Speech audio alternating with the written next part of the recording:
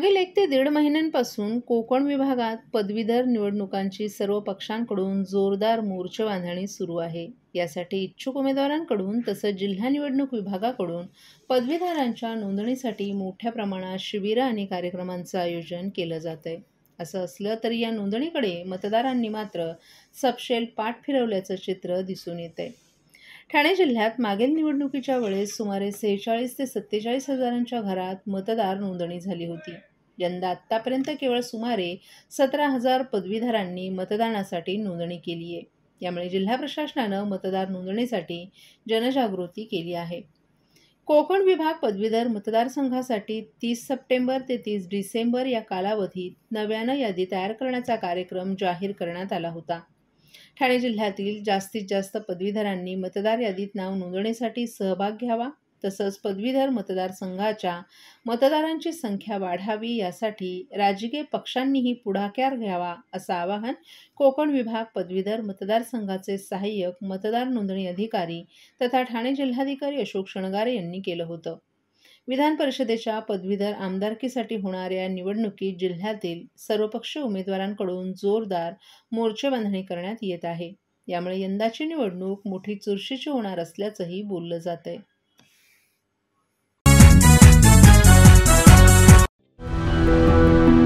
मैं घर घर जाके काम करती हूँ और मेरे हस्बैंड ऐसी बेलदारी मजदूरी करते हैं।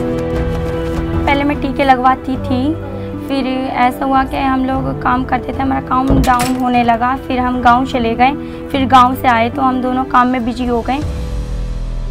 एनम दीदी हमारे एक दिन घर आई, उन्होंने कहा कि मुझे कार्ड दिखाओ, फिर उन्होंने देखा उसमें कुछ टीके छूटे पड़े। आस पड़ोस में जितने भी बच्चे हैं उनके घर पर गए, उनकी मम्मी पापा से बोले जो जो बच्चे छूट गए हों वो बच्चे अपना टीका लगवा लें। अब हम लोग सारी लेडीज मिलकर बच्चों का टीका लगवा के आए। हम तो भूल गए थे कि हमारे बच्चे का टीका नहीं लगा, लेकिन सरकार ने भूली, हमारे दरवाजे पर आए और टीका लगाया। मिशन इंद्रधनुष।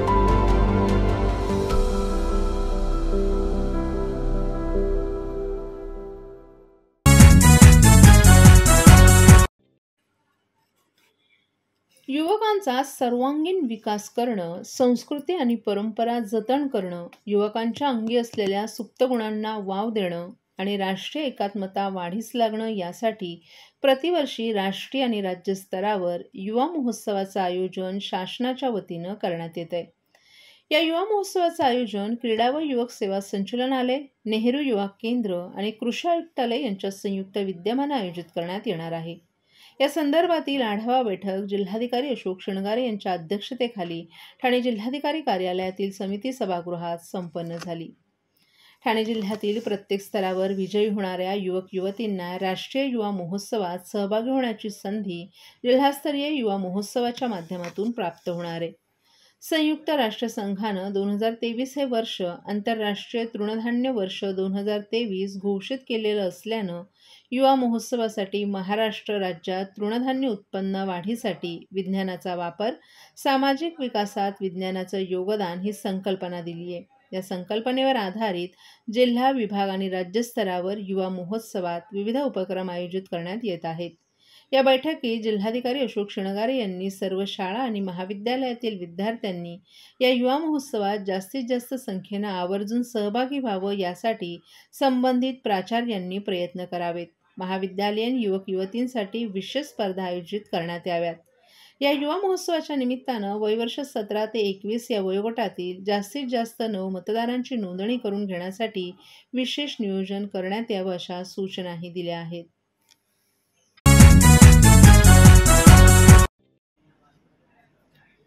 सूरसुदान शौर्या स्वरसंस्था ठाणे या संस्थेच्या वतीनं 21 नोव्हेंबर रोजी डॉक्टर काशीनाथ घाणेकर नाट्यगृहात पद्मश्री अनुप जलोटा यांच्या संगीताचा कार्यक्रम तसंच मान्यवरांचा सत्कार सोहळा आयोजित करण्यात आला होता.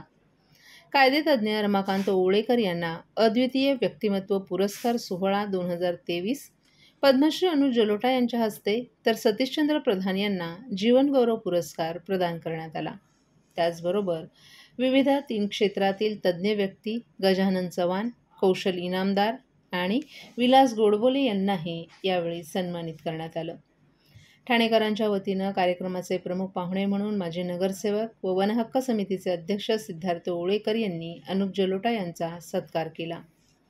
संगीत रसिक प्रेमींसाठी नृत्याचार्य पंडित गौरीशंकर फाउंडेशन आणि सूरसुधान शौर्य संस्थेतर्फे पद्मश्री अनुप जलोटा यांचा भजन, गझल आणि चित्रपट गायनाचा कार्यक्रम आणि नृत्य रसिक प्रेमींसाठी पंडित जगदीश गंगानी आणि दुर्गेश गंगानी यांचा कथ्थक नृत्याचा कार्यक्रमही आयोजित करण्यात आला होता.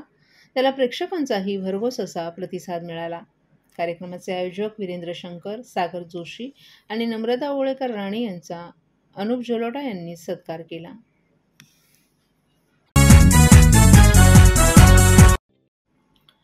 पाणी पुरवठ्याबाबत एक महत्त्वाचं वृत्त समोर आले. त्यामुळे ठाणेकर नागरिकांनी पाणी जपून वापरा असं म्हणावं लागणार आहे. तसंच पाणी कपातीपूर्वी नागरिकांनी आपल्याला लागणारा पाण्याचा आवश्यक असा साठा करून ठेवावा असं आवाहन महापालिकेकडून करण्यात आले. ठाणे महापालिका क्षेत्रातील कोपरी, हाजुरी, गावदेवी, पाचपाकाडी, टेकडी बंगला, किसन नगर नंबर 1 आणि 2 तसंच भटवाडी या प्रभागात झोनिंगद्वारे 10% पाणी कपात लागू होणार आहे. ठाणे महानगरपालिकेस प्रसिद्ध अशा भातसा नदीवरील पिसे बंधाऱ्यातून प्रतिदिन 250 दशलक्ष लिटर प्रतिदिन एवढ्या टक्क्यात पाणी पुरवठा करण्यात येतोय. महत्त्वाचं म्हणजे मुंबईत महानगरपालिकेमार्फत पिसे येथील न्यूमॅटिक गॅस सिस्टममधील एअर ब्लॅडर बदलण्याचं काम चालू तारखेच्या 20 नोव्हेंबर ते येत्या महिन्याच्या 2 डिसेंबर या कालावधीत करण्यात येणार आहे. परिणामी महापालिकेच्या कामामुळे बंधाऱ्यातील पाण्याची पातळी कमी होणार आहे, ज्यामुळे ठाणे महापालिकेस मुंबई महापालिकेमार्फत 10% पाणी कपात लागू होणार आहे.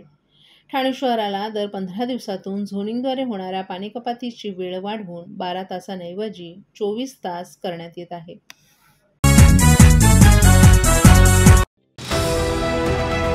TJSB सौर शक्ती कर्ज, गो ग्रीन, करा वीज बिलावर बचत. आकर्षक व्याजदर, 84 महिने परतफेड कालावधी, 80% लोन, व्यावसायिक आणि उद्योजकांकरता सुद्धा. अधिक माहितीसाठी तुमच्या जवळच्या शाखेला भेट द्या किंवा संपर्क साधा. 1800-223-466 आणि 1800-266-3466.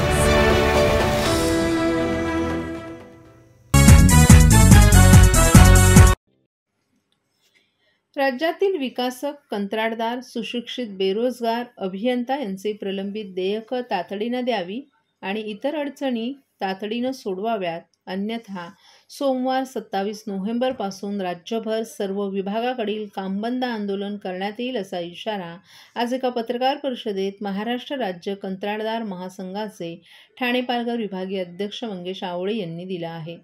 मुख्यमंत्री एकनाथ शिंदे यांनी सांगून टाकावं की आमच्याकडे देण्यासाठी निधी पैसा नाही, मग आम्ही आत्महत्याच करून टाकू, असंही त्यांनी या इशाऱ्यात म्हटलं आहे.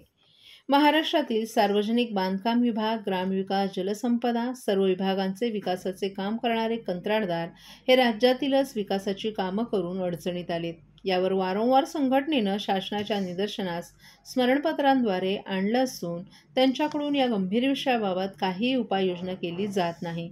मुख्यमंत्र्यांनी कंत्राटदारांच्या मागण्या पूर्ण न केल्यास राज्यातील कंत्राटदार या सर्व विभागाची चालू असलेली आणि निविदा प्रक्रियेत असलेली विकासाची कामं सोमवार 27 नोव्हेंबरपासून काम बंद करण्याचा एकमुखाने निर्णय घेण्यात आलाय.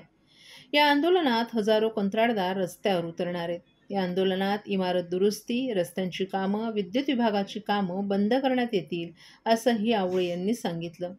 हे कंत्राटदार मध्यम वर्गातील आहेत. दिवाळी होऊनही त्यांना निधी दिला नाही. त्यांच्या अनेक मागण्या प्रलंबित आहेत. त्यावर रविवार 26 नोव्हेंबरपर्यंत निर्णय न झाल्यास राज्यातील सर्व विभागांची विकासांची कामं सोमवार 27 नोव्हेंबरपासून बंद करण्यात येतील. तसंच संबंधित काम करत असलेल्या साईटवर शासन या अडचणी सोडवत नाहीत म्हणून जनतेसाठी त्यांची अवहेलना होऊ नये यासाठी माफीनामाचा बोर्ड संबंधित कंत्राटदार, विकासक सदर कामाच्या स्थळी लावणार असल्याचंही आवळे यांनी सांगितलं. थोडं नीचे 27 तारखेपासून येत्या नोव्हेंबरला आम्ही राज्यव्यापी महाराष्ट्र राज्य कंत्राटदार महासंघातर्फे आम्ही लोकांनी काम बंद आंदोलन पुकारलेलं आहे. त्याचं प्रमुख कारण असं आहे की गेल्या 8 महिन्यापासून हे आर्थिक वर्ष सुरू झाल्यापासून आम्हाला शासनाने फक्त आमची हेळसांड केलेली आहे. 90 कोटीची इमारत दुरुस्तीची देयका असताना आम्हाला फक्त आणि फक्त 7 कोटीचा निधी दिलेला आहे. मुख्यमंत्र्यांचा जिल्हा आहे, बांधकाम मंत्र्यांचा जिल्हा आहे, तरीसुद्धा आज ह्या जिल्ह्यावरती अनपेक्षित उपेक्षित ठेवण्यात आलेलं आहे. आणि ह्यासाठी आमचे कंत्राटदार जे आहेत, आमचे पुरवठादार आहेत, आमचे लेबर कॉन्ट्रॅक्टरना आम्ही कुठून निधी देणार? त्यासाठी आम्ही लोकांनी हे काम बंद आंदोलन करण्यात आलेले आहे आणि ते तीव्रतेने आम्ही करू. माझी शासनाला आणि प्रशासनाला, खास करून मुख्यमंत्री साहेबांना विनंती आहे की जसे शेतकऱ्यांच्या आत्महत्या घडत आहेत तशा कंत्राटदारांच्या आत्महत्याला आपण आम्हाला बळी पाडू नका ही विनंती आहे आमची त्यांना. किती निधी अपेक्षित होतो? इमारत दुरुस्तीसाठी 20, 59, 22, 16 ह्या हेडसाठी 100 कोटीचा निधीची आमची मागणी असताना आम्हाला फक्त 7 कोटी दिलेले आहेत. आदिवासी जिल्ह्याची 60 कोटीची निधीची मागणी असताना 0 पैसे देण्यात आलेले आहेत. रस्ते दुरुस्तीसाठी इतर सगळ्याची निधी जी होती त्याची 170 कोटीची मागणी होती. आम्हाला फक्त आणि फक्त 14 कोटी उपलब्ध करून देण्यात आले. कशी कामं होणार? कुणी करायची कामं? त्यासाठी माझी मुख्यमंत्र्यांना विनंती आहे की साहेब तुम्ही लक्ष द्या या विषयाकडे. खूप गंभीर विषय आहे. ह्याच्याकडे जर आपण लक्ष नाही दिलं तर काम कसं होणार? एकूण कोणकोणत्या प्रकारची कामं जी आहेत या आंदोलनामुळे बंद पडणार आहेत? ह्या आंदोलनामुळे रस्ते दुरुस्ती खूप मोठ्या प्रमाणात जी चाललेली आहे ती बंद पडू शकते. त्याच्यानंतर इमारत दुरुस्ती असतील, शाळा कॉलेजेस जे आपली जी कामं असतात, वैद्यकीय सेवा पुरवणारे हॉस्पिटल्स आहेत, न्यायालयाच्या इमारती आहेत, ह्यांचीसुद्धा कामं बंद पडू शकतात. आणि प्रशासनाला आम्ही विनंती करतो की तुमच्याकडनं जर हे काम पूर्ण होत नसेल तर आम्ही स्वतः बॅनर लावणार आहोत आणि लोकांची माफी मागणार आहोत की ह्या शासनाकडे आर्थिक दिवाळी घोषित करण्यासाठी सुद्धा पैसे नाही आहेत. आमची तर देणं लांबची गोष्ट आहे. त्यामुळे आम्हीच बॅनर लावतोय आणि आम्ही सांगतोय की नागरिकांना आम्हाला माफ करा, आम्ही ही कामं करू शकत नाही म्हणून.